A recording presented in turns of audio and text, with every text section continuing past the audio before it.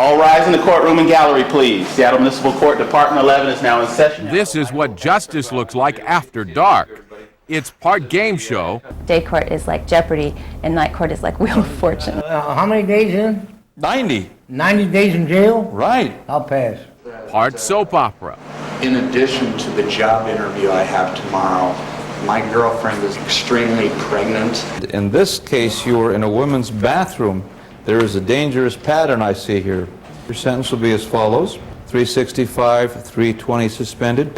Well, thanks for nothing. But it's all legal and binding. So you'll do the 30 days here and then report to probation. All right?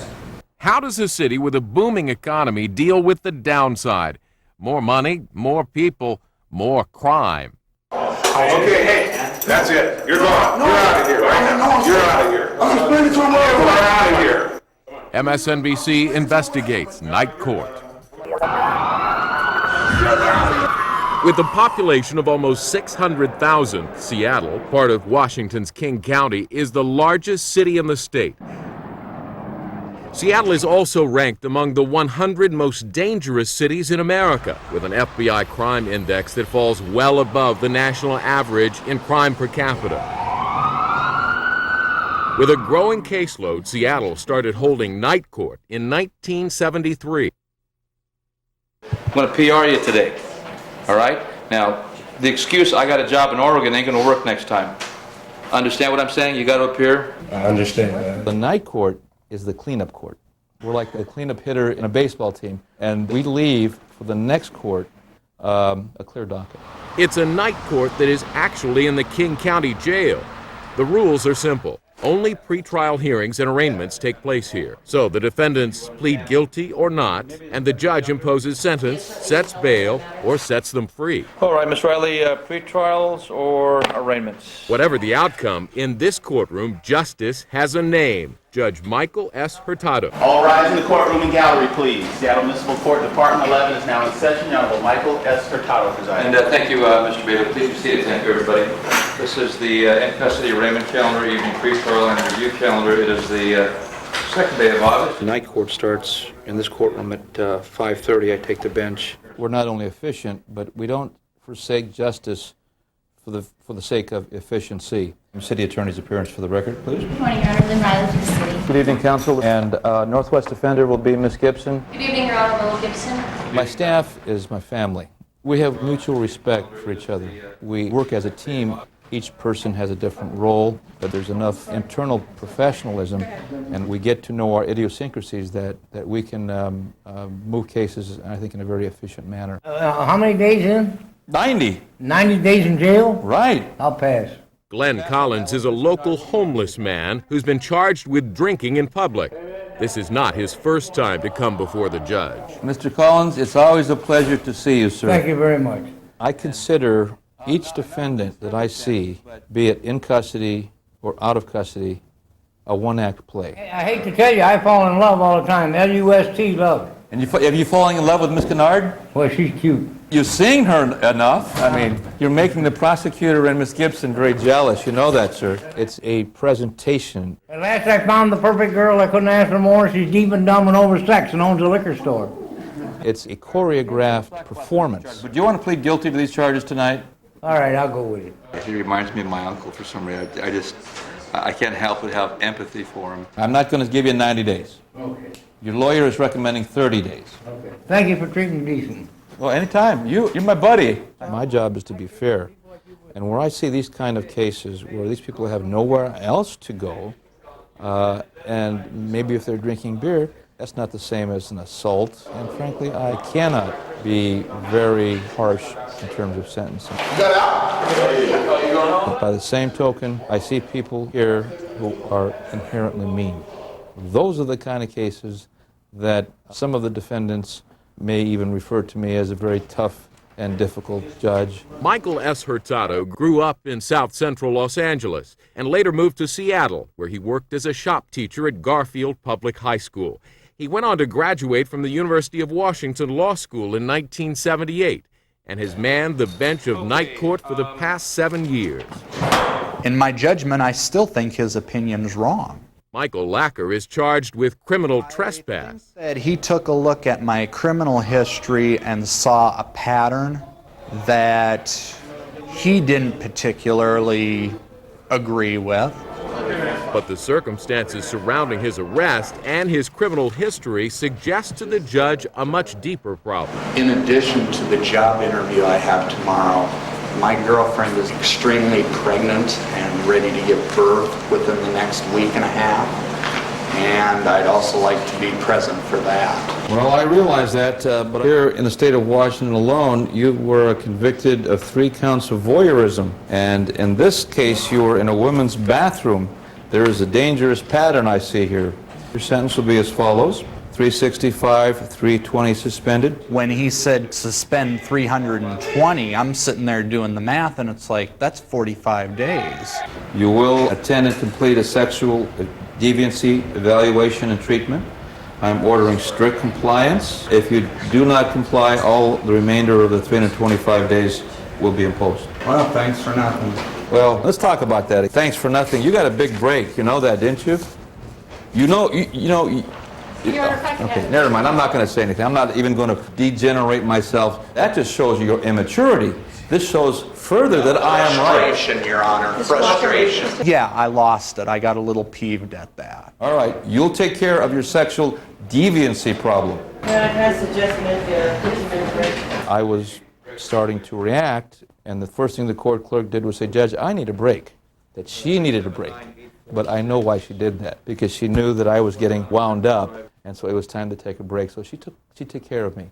I thought at that time it was important to go into a recess so that the judge could regroup and we get back out here and finish. Okay, let's take a short break, ladies and gentlemen. Yeah, take a break. Being a judge, one has to have a capacity to communicate through humor, compassion, and sometimes being very strict. The judge has to pick which one of these various tools to use with that particular defendant. On average, Hurtado's night court hears 45 cases a night, over 900 cases a month, and more than 11,000 cases a year. It's like an assembly line of justice, and sometimes the atmosphere is less than formal. Well, it's the theft of food, albeit steaks. It's over $100 worth of steaks, I think. Close to $100, sorry. No, $106. That's not a theft of a meal. No need to get into a discussion with the prosecutor, but... Prosecutor Lynn Riley has been assigned to Seattle's night court for the past 7 years. Well, first of all, it's in the jail, and so it's hard to be as formal as you would be maybe in a regular courtroom when the defendants are all there in their jail pajamas. That's her job, sir, to do this. You understand that. That's Miss Riley. Okay. And by all standards, she's a nice prosecutor. Okay, for some reason. What as our judge says, day court is like Jeopardy, and night court is like Wheel of Fortune. Next matter, counsel. It can be efficient, depending on the players, but it often is not justice. Attorney James Burnell was a public defender in night court for 10 years before turning to private practice. He's familiar with the downside of the system. One of the reasons I left was the volume. If you have too many cases, you simply cannot address all the concerns of each and every defendant. Night court, that court can run till 11 p.m. And tempers can flare, people get frustrated, people get impatient. I don't know if anybody ever seen night court on TV, but this guy right here is the bull of night court. I think he should shave his head. Rudy Setlovich is one of the marshals assigned to Court 11. His job is to maintain security in the courtroom and in the holding pen where the public defenders consult with their clients. If I get information that someone is acting up in the back or giving the defense lawyers a bad time, I'll accept the marshal's word that that person's a management problem. I'm coming through the park Thursday morning. I'm not tripping. You got a white section, you got a red section. Don't tell me that I don't get to say nothing. Often they want to tell their version right up front. You say, look, this is not a trial today. I wasn't. Do you want to listen to me just for a second? They often don't necessarily know what is happening, so you try to explain it to them as concretely as you can. There's two cases here. One they were recommending 2 days, and one they're recommending 10 days. The deal we said I should do, go away. And I think the upstairs again. Mr. Warner, just going to work, or shall we go back to back? If they present what the marshals perceive as a threat to our physical well-being, the marshals can say, that's it, terminate the interview, concerned about the lawyer's safety. That's it. You're gone. You're out of here. You're out of here. I was explaining to him what You're out of here. Come on. What are you doing? I was explaining to him what happened. No, you're gone. There was no way it was going to work with him. We'll see you in a couple of days. Please don't do this to me, man. Don't do it all, man. Don't do it. He was very unhappy about that. But I would have been a lot happier if he would have been cooperators down here and we could have seen him today and gotten him out of here. I was just explaining to him what happened. Please. Please, I want you to I just can't deal with that. Justice in night court. It may be efficient and cost-effective, but is it fair? Next, we'll meet a defendant who feels this efficiency has taken a great toll on his life. Seattle, man, you get in trouble for sneezing, I'll tell you. In Seattle's night court, attorneys handle an average of 45 cases a night, but at almost $500 per case, the city simply cannot afford to see every case through to trial. As a result, attorneys must resort to one of the oldest legal shortcuts on the books, plea bargaining. Next is Mr. Adams. That's going to be a guilty plea. I'm pleading guilty. Guilty, I guess.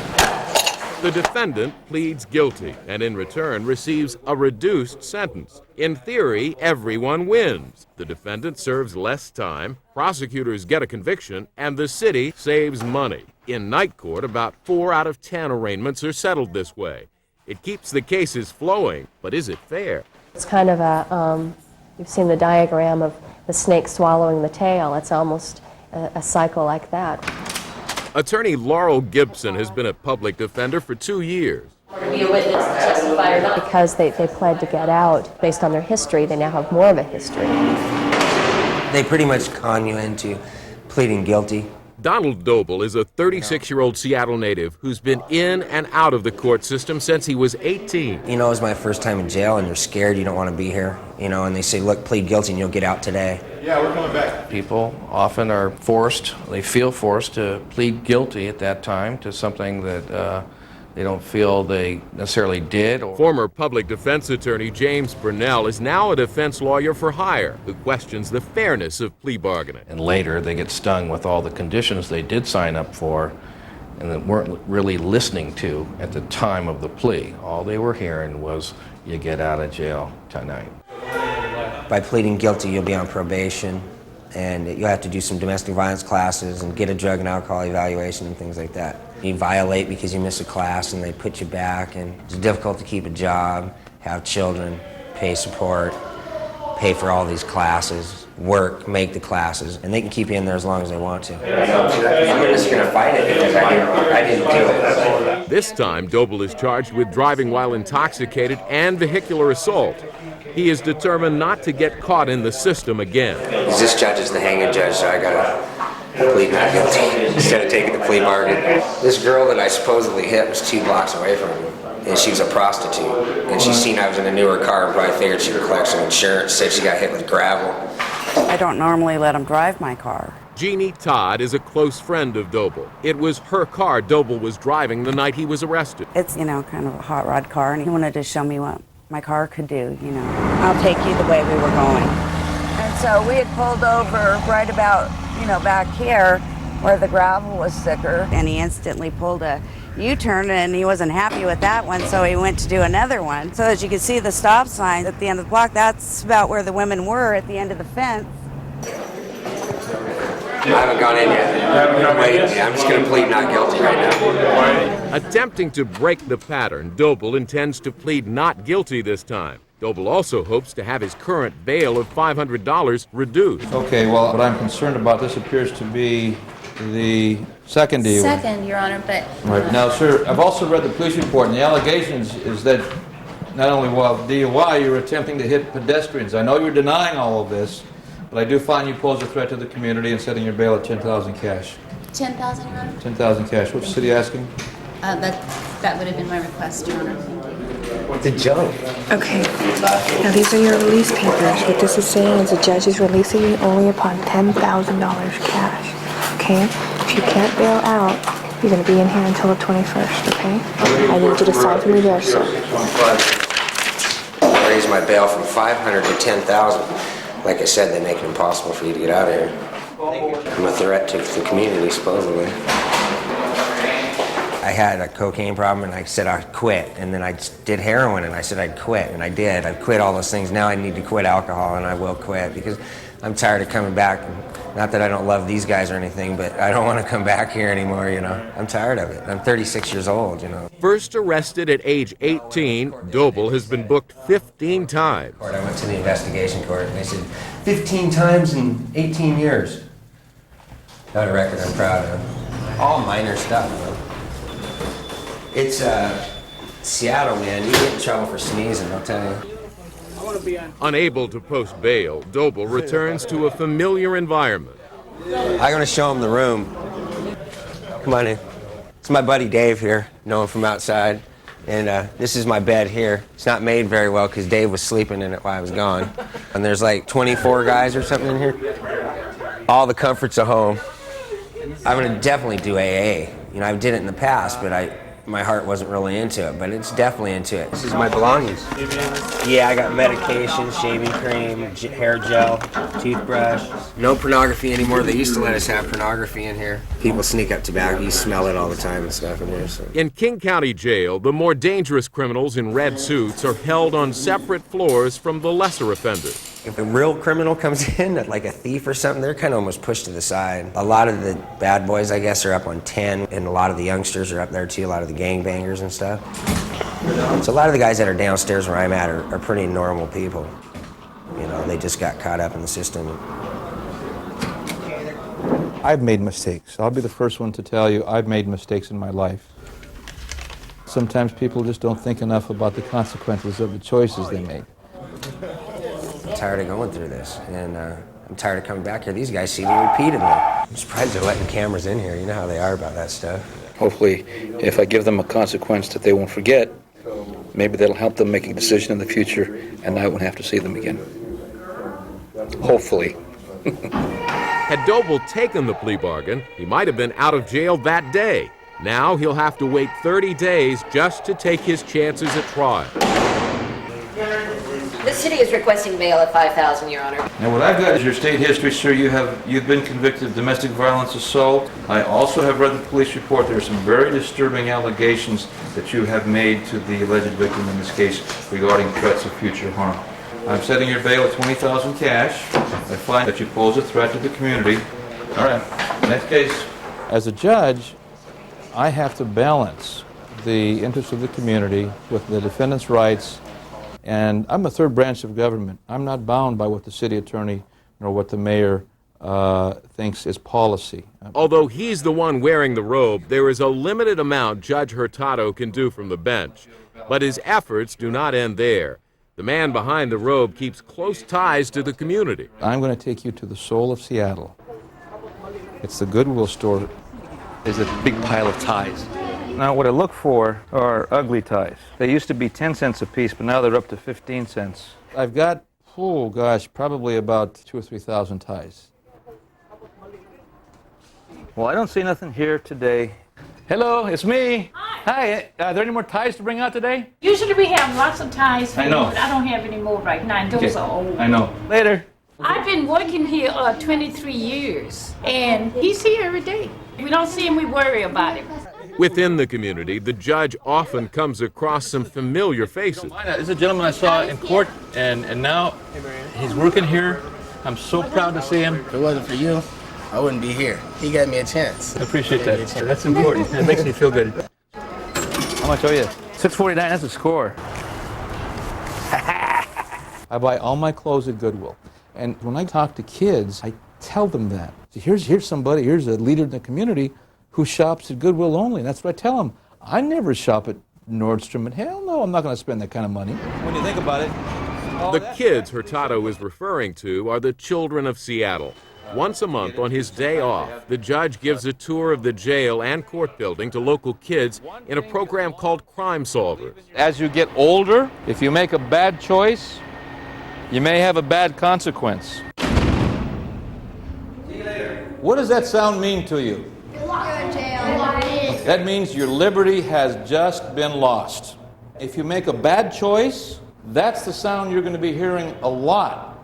It's so easy to get in trouble. I want to give them the tools to make the right choices. As a young man, Hurtado made his own difficult choices. I grew up in Watts, in South Central LA. Many times for your own safety, you would have to be part of a gang or hang with people who were directly or indirectly associated with gangs.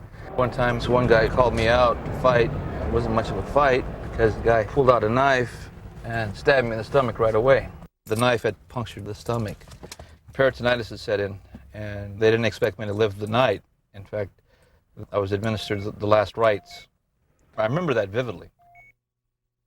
You know, some of my friends wanted me to, do something back, and I chickened out. I said, no, I didn't want to do that.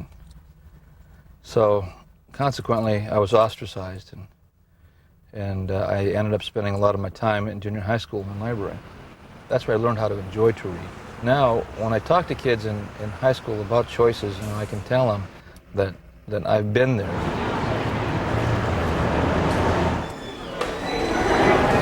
I need a one, you, sir. Did you catch it?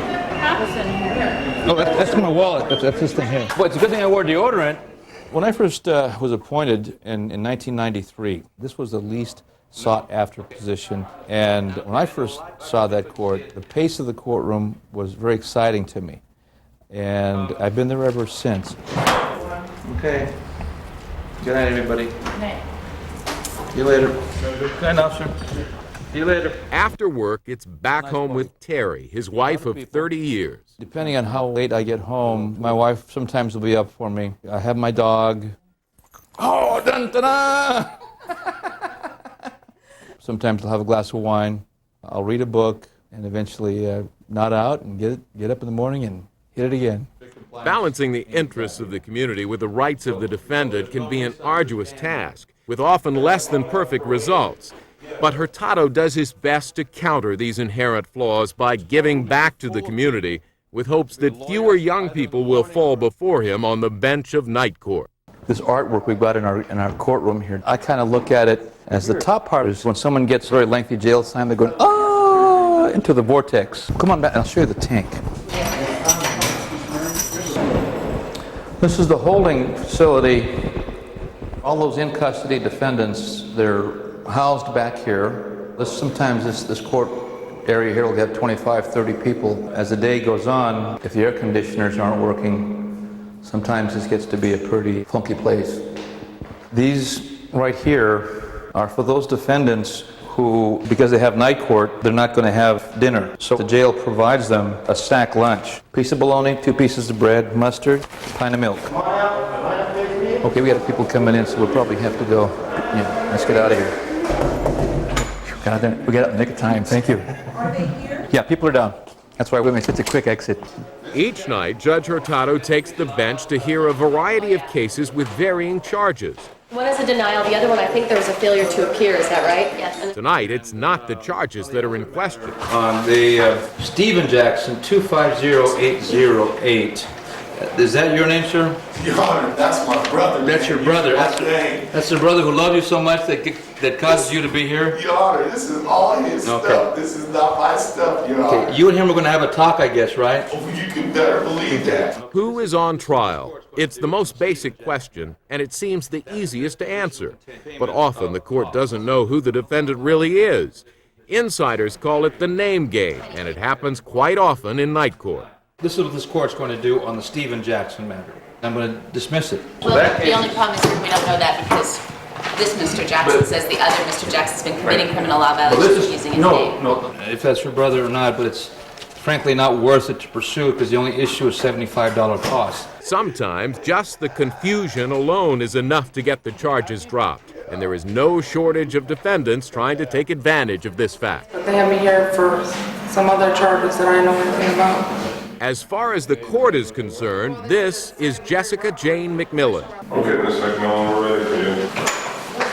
Obviously, they had me mixed up with someone else. Guilty on this shit. I should plead guilty. After being arrested for prostitution, the police found that she had an outstanding burglary warrant. She claims she had nothing to do with the burglary. I've asked them to look on my arrest record. I've never been arrested for burglary, so how can I be on probation for burglary? Okay, ma'am, is Jessica Jane McMillan your true and correct name? No, it's not. Okay, what is your true and correct name? Michelle Thompson. Okay, have you also used the name of Jessica Jane McMillan? This is my sister's name. In order to evade a prior forgery warrant, Michelle gave the name Jessica McMillan when she was first booked. At the time I had a warrant, so I used her name back in '95. Now, King County Jail will forever know her by that name. Yeah, every time you come to King County, the first name you use is the name you always have to use.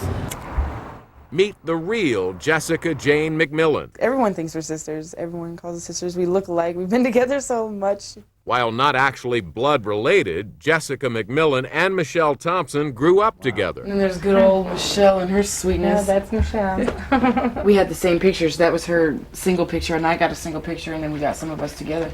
Their closeness even extends to their career choice. I've been a prostitute for 6 years off and on. I wanted to get out of Washington and see things, and that was just kind of a way to go. Michelle's the one who actually got me started.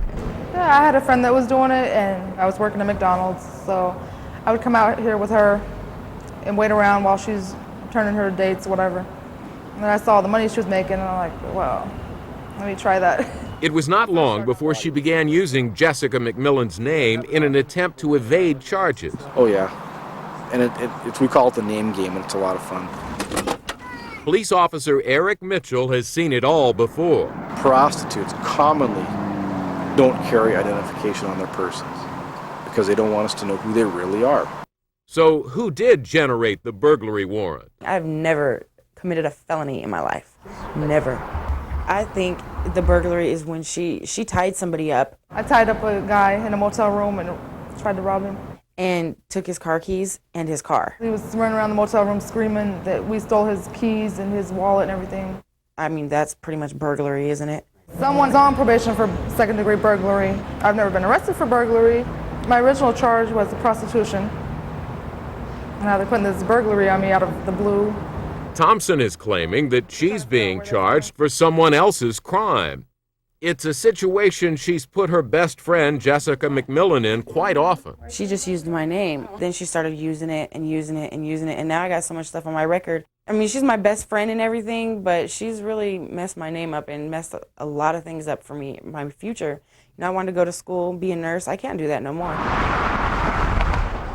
So I might as well just be a hooker, get my money that way. It's faster, it pays my bills. Okay, ma'am, now this court heard you tell the city attorney that you and your lawyer did go over all of your constitutional rights that you have, that you understand those rights. This court has before it and has read report number 360461, which outlines the circumstances wherein you agreed to perform a sex act with another person for a fee. And what is your plea to one count of prostitution?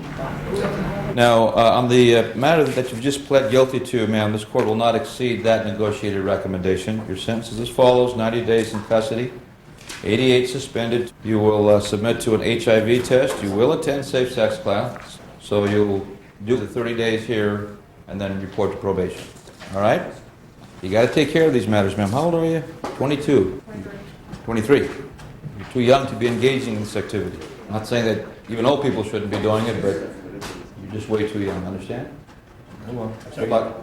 What really hurts me is when I see those young people here on prostitution charges. What I try to do for those individuals is to maybe give them a little bit of respect, maybe give them some words of encouragement, which certainly they don't normally have, and that's the real shame. I never did like the actual job, but it's just fun to travel and make more money, and I do want to quit doing it, but it is hard. It is kind of like a drug habit.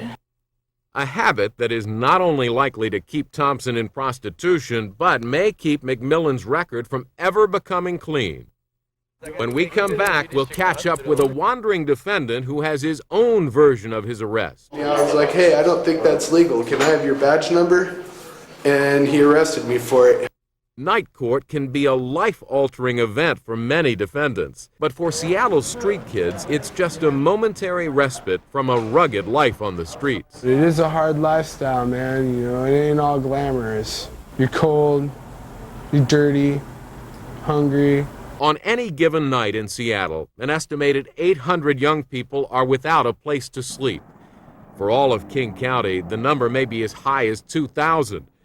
But more than just numbers, Seattle's homeless youth represent a deep-rooted problem. It really is such a social problem, which carries over into a court. We just don't have the social safety nets for them. So consequently, the time to keep some of them off the street and safe is in the King County Jail. And that doesn't make much sense. But in reality, that's what it is. Hey, bro, can you spare a pound of pot? 19-year-old Charlie Howe, known as Sleepy, is a street youth originally from Santa Cruz, California, who's now living on the streets of Seattle's University District with a local group of squatters. Everyone's pretty much everywhere, and you just run into people. What's up, kid? How you doing? Pretty much everyone just like kind of bounces around. You got such a lazy walk. I think that's why I like to walk with you to school. I was in Reservoir Park sitting at a picnic bench with two other guys. I just hooked them up with a sack of weed, and they were puffing me out, right?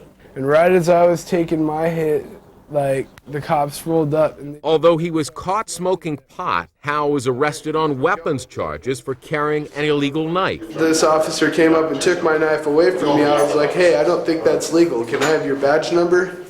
And he arrested me for it. Tonight, Judge Hurtado will give Sleepy a wake-up call. All right, sir, is Charles Vernon Howe your true and correct name? Yep. I've been arrested before. When you live the way I do, man, it's just, you know, it's kind of a part of life. And I'm adding 2 conditions and see if it's okay with your client, counsel. Okay. That'll be possess no weapons and forfeit the knife. Yeah. He's in agreement with that. I got a continuation for 3 months. I get out and I'm supposed to reappear, but by then I'm supposed to be back in Santa Cruz. So what are you gonna do? I'll try and show back up. Sometimes they're rebellious, if you will, and they're doing this by choice. Things are much more dangerous on the street than they were when I grew up, and I don't think they understand that. I think a lot of the street kids leave. They don't stay in the area, or they're in the area for a little while, and then if they get in trouble, then they leave the area. And you know it's because they don't have anybody to fall back on to help them out. Oh, you actually go faster that way. William Adams hit the streets when he was 12. He returned home a year later only to find that his family was gone. Well, they don't know where I am, I don't know where they are, so maybe someday, but I'm not worried about it. Tonight, Adams is charged with destruction of property for smashing open a parking lot pay box. He pleaded not guilty. What is your address, sir? I don't have an address. Okay, so are you living on the streets? Yes, sir. Do you like this hotel? No, I don't like this hotel very much, sir. Okay, you appear to have something up here. So hopefully what happens here will cause you to make a better choice next time. I don't want to see you. Fair enough? Where I see those individuals who are coming through the court system for the first time, I try to ask them about their experience here above the courtroom, the King County Jail, what they really think about it, and offer them the opportunity that they've got to start making the right choice. I really feel for those individuals because I was a young person once, but for fortunate circumstances, I got to be where I am today. Otherwise, I could just as easily have been where they're at now. Right now, after spending the night behind bars, our homeless defendants are about to see the light of day. Right on! Yeah! Right on! Look at this! Oh, it feels great. I'm not going back. The Seattle Police Department! I need to pick up where I left off and smoke a bowl. That's what I'm going to do right now. Yeah, take it easy, man. Yeah, Fresh out of jail, the street life is quick to reclaim them. Let's go to the hill. All right, folks, let's motivate. Now, it's not the 60s. This is not flower power. This is not Haight-Ashbury as it was in the 60s. The complexion of the street has changed. The streets have become mean. There are very few, if any, publicly funded homeless shelter groups. We don't have any of that. So once we have that, I think that will be part of the solution that'll ultimately cause that door to swing a few less times, and I'd be happy with that. There's not much the court can do to help Seattle's street kids. Until there are more viable alternatives than the King County Jail, people like Sleepy will continue to walk the streets and find themselves back in front of Judge Hurtado on the night shift. Birthplace of grunge music and home to Microsoft, Starbucks, and Boeing, In the last 30 years, Seattle has changed from small city to sprawling metropolis. With this population explosion has come more jobs, more traffic, and more controversy. The police did this to me right here, you know what I'm saying? Really. Groom Seifu was arrested 2 nights earlier when he was found sleeping in the hallway of an apartment building, and the manager called the police. Do you know the name of the manager? No, I don't. But Seifu has not been charged with criminal trespass. He's been charged with assaulting the arresting officers. Anytime the allegation is assaulting a police officer or resisting arrest, a lot of times that is a cover for the fact that the client got the shit. Seifu's case comes at a particularly volatile time. Charges of police brutality and racial profiling have dogged the Seattle Police Department over the handling of the World Trade Organization protests. 4 months later, in a violent incident caught on videotape, a police officer shot and killed John David Walker as he made threatening gestures with a knife. I stood up, and they just didn't like that. Not wishing to get swept through the assembly line of justice, Seifu hired private defense attorney David Butler. There were certain assumptions made by the police officers. They assumed that they were dealing with a drug dealer, with someone with a criminal record, and the problem with their assumption with Garum is that he has no record. I was there visiting somebody, and I was up in his room, but I came down to page somebody and waiting for their call, and I fell asleep by accident. So the police asked me for my ID, then I went to stand up, and then they were like, no, sit back down, sit back down. And then they just attacked me. Yesterday, I was supposed to be released yesterday, and they filed another case. Okay, counsel's appearance, please, for the defendant. After pleading not guilty, Seifu's attorney argues that his client be released on his own personal recognizance, or PR. Your Honor, we would ask for Mr. Seifu to be PR'd. He's working, he lives with his mom, who's lived in Seattle for 3 years. We were actually on the 2:30 calendar yesterday across the street and got him PR from there and expected him to be released, and so here we are again. Very well. Any objection to personal recognizance release, Mr. Riley? Okay, sir. Mr. Seifu, this court is releasing you on your personal recognizance on the condition that you not have any criminal law violations. You think you can do that, sir? Yeah. Okay, you'll be out today, sir. All right, thank you. Okay, counsel. Pleasure. You see his face, right? At some point, I might be subpoenaing that tape to document the extent of his injuries. Okay? So when you get out, call me. I'll send the investigator by and get pictures again, and we'll just wrap later. If they resist at all, it's open season. Attorney James Burnell is familiar with allegations against the police. It's unfortunate there are cases we see them where they're just charged as resisting arrest. We see a lot of obstructing charges, which are just ridiculous charges. They're fallback charges for the police when something like this happens. I don't think Seattle police are necessarily bad. I think obviously there's some isolated incidents, and there's two sides to every story. I think people get a bad perception of us through the media. Officer Eric Mitchell has been on the force for 20 years. He was not the arresting officer in Seifu's case, but says sometimes force becomes necessary. You don't really get to see exactly what we're doing out here, what we're faced with, and how difficult of a job it can be at times. Every time we are involved in a confrontation with somebody, and it turns physical, we have to win. If we lose, the suspect has access to our gun and all of our police gear, and then what do we have? We have a real disaster right there. These officers are practiced at what they do. And they come into court in their full uniform and they give you the, yes, I've been an officer for 25 years and I've done 10,000 arrests and blah, blah. And the juries fall for that every time. They had me in there for about the whole weekend, since like Thursday night. Fresh out of jail, Seifu is determined to get justice. They thinking black folks can't stand up for themselves because, you know, a lot of black people don't have money. They can't buy a lawyer. You know, if I didn't buy a lawyer, I'd probably still be in there. The racial profiling is an issue that has resulted from various studies. For example, stopping a car because of a cracked windshield. Well, that's a citation. The police officer arguably has probable cause to stop for that. But is that the real reason they stopped that person? I don't know. But it does raise a question. A week after his arrest, Seifu filed a complaint against the Seattle Police Department. The department responded to MSNBC with this letter stating that they are not able to address the incident. It may be months before Seifu tells his story to a jury. And for the others who have come before the bench, the justice system has had varying results. Donald Doble, who was arrested for driving under the influence. I'm not going to plead, no way. I'll fight it because I didn't do it. As it turns out, Doble, who was facing perhaps years in jail, eventually took the plea bargain and was released. However, he must show up for 3 AA meetings a week for 2 years or it's back to jail.